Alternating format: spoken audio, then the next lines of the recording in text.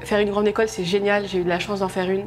Et vraiment, ça a changé ma vie, mais c'est pas une fin en soi. Le plus important, c'est comment vous arrivez à vous motiver, comment vous faites que votre motivation vous amène à réaliser vos objectifs.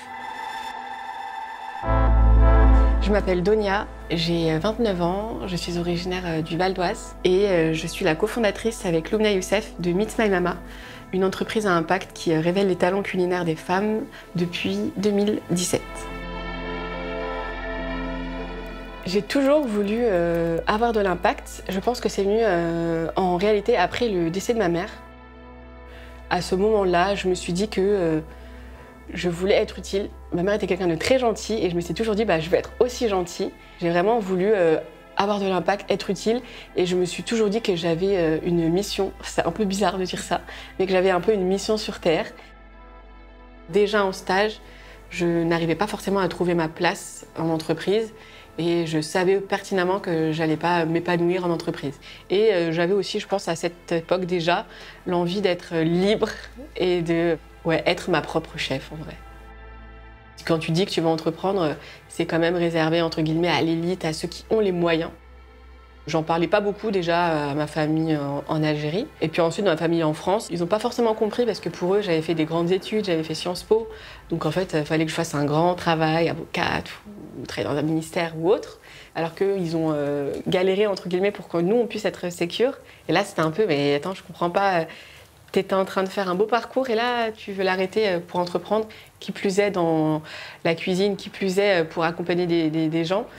C'est plutôt accompagne-toi toi déjà, fais-toi grandir et ensuite on verra ce que tu peux faire avec les autres. C'est toujours au milieu l'histoire de pas passer sur le plat. Aujourd'hui, 90% des chefs sont des hommes et pourtant quand on parle à ces grands chefs, c'est leur mère, leur grand-mère, leur tante qui les a inspirés. Et donc on a enfin voulu féminiser ce secteur.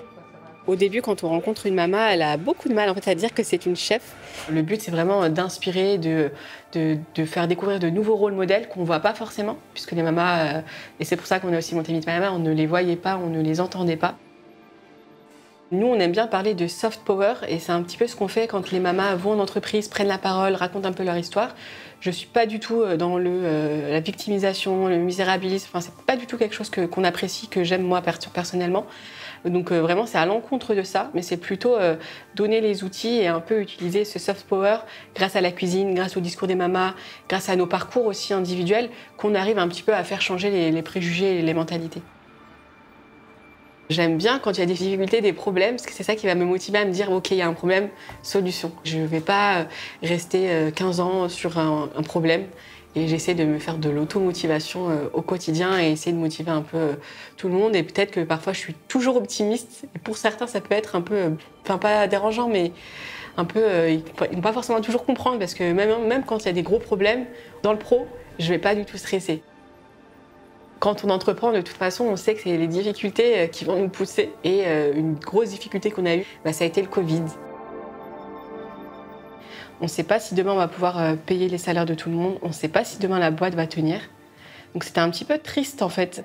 Notre mission, elle était toujours là.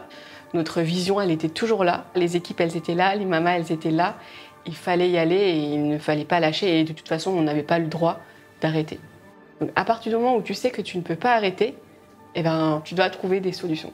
Apprendre des nouvelles façons de manager à distance, former les mamas à distance, essayer de trouver les meilleures solutions pour que ça puisse marcher. Quand j'étais au collège, au lycée, pour moi, la vision du succès, c'était travailler dans des grandes tours. Je regardais beaucoup de séries américaines, donc pour moi, c'était un peu ça la réussite. Et à Paris, c'était un peu travailler à la Défense. Et finalement, je me suis rendu compte que le succès, c'était pas seulement être dans une grande boîte, mais c'était plutôt avoir un travail qui était en accord avec nos valeurs. Quand on voit une autre personne qui a réussi, en fait, ça doit nous motiver. On ne doit pas se dire « Ah, elle a réussi, moi, je n'ai pas réussi ». Au contraire, en fait, se dire « En fait, si elle a réussi, moi aussi, je peux réussir ». C'est ultra inspirant. Comment elle a fait, je vais lui demander des conseils. C'est très facile de lâcher quand ça ne va pas ou quand il y a un problème. Mais après, on peut vite redevenir un peu motivé en voyant que ça marche pour les autres, en fait. Voir tout ce qu'on a accompli en 5 ans, c'est évidemment une vraie source de motivation. Et finalement, aujourd'hui, on a pu permettre à une trentaine de femmes de vivre de leur passion pour la cuisine. On a pu amener ces femmes dans des lieux et des événements qu'elles n'auraient jamais approchés avant, que ce soit le château de Versailles, le musée du Louvre ou encore faire des événements pour des présidents, recruter des gens aussi. Il y a 5 ans, on était 3, aujourd'hui on est une vingtaine. Enfin, c'est des choses incroyables qui font qu'aujourd'hui on est hyper fiers du parcours qu'on a accompli.